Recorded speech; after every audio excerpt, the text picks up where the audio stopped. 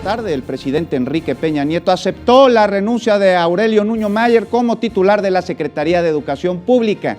Durante su mensaje a la Nación, el titular del Ejecutivo Federal destacó el compromiso del exsecretario al poner en marcha la reforma educativa.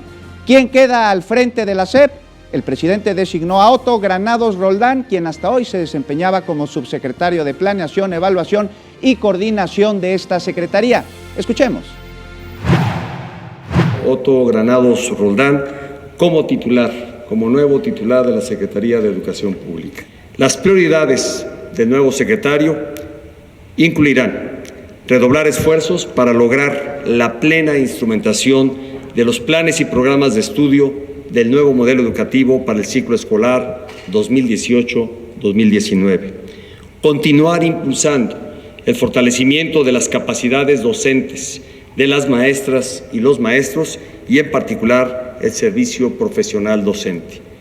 Continuar con la mejora de la infraestructura con énfasis en el proceso de reconstrucción de los planteles dañados a consecuencia de los sismos de septiembre.